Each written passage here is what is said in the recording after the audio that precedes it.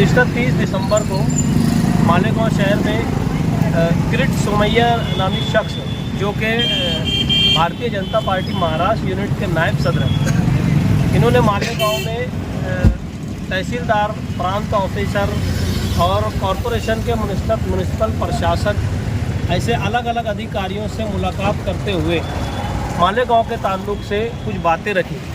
उन बातों में उन्होंने ये बताया कि मालेगांव के अंदर बांग्लादेशियों को यहाँ पर और रोहिंग्यास को जो रोहिंग्या के लोग हैं उनको यहाँ पर बसाने का काम किया जा रहा है। कॉरपोरेशन उनको गलत ढंग से यहाँ पर बसा रही है और जन्म दाखिले इशू कर रही है। इसके अंदर उन्होंने प्रेस कॉन्फ्रेंस लेते हुए एक अखबार की कुछ कटिंग दिखाई मीडिया में। प्रेस कॉन्फ्रेंस अखबार की कटिंग में उन्होंने बताया कि इतने पेपर नोटिस निकल रहे हैं और गैर कानूनी ढंग से जन्म दाखिले इशू हो रहे हैं। तो सबसे पहले तो सवाल ये आता है कि अगर गैर कानूनी ढंग से कोई जन्म दाखिले इशू होते हैं तो उनकी पेपर नोटिस नहीं निकलती।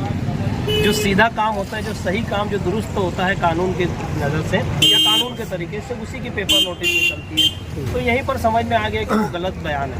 दूसरा, मीडिया के लोगों ने उनसे सवाल किया कि आप 2-3 साल का रिकॉर्ड निकालेंगे, तो उन्होंने कहा नहीं, हम सिर्फ 1 महीने का ही चेक करेंगे। तो ये 1 महीने का चेक करेंगे जुमले में कहीं ना कहीं एक साजिश की बू आती है।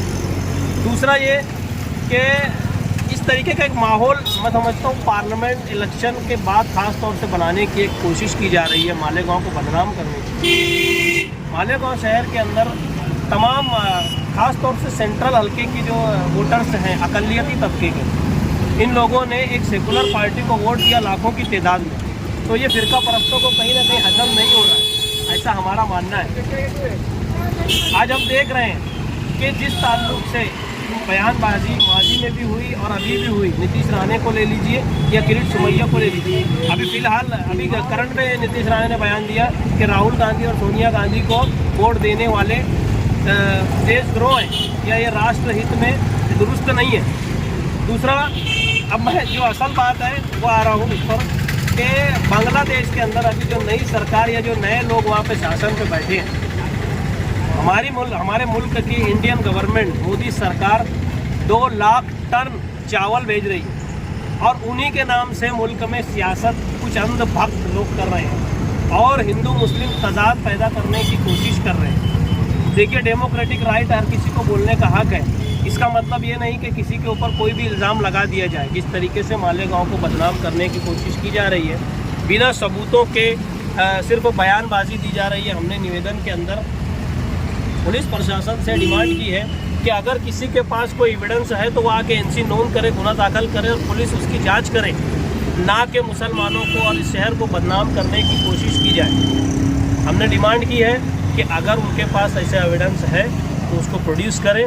अदरवाइज़ अगर ऐसा नहीं करते हैं और आगे वो मालेगांव में आते हैं तो जिस तरीके से उन्होंने अपना डेमोक्रेटिक राइट का इस्तेमाल किया है, इसी तरह social democratic party of India यानी SDPI अपना जमहूरी हक इस्तेमाल करते हुए उनको जमहूरियत के दायरे में रहते हुए कैसा जवाब देना, इसके लिए हम लोग बिल्कुल भी तैयार हैं। आगे हम लोग ये करेंगे।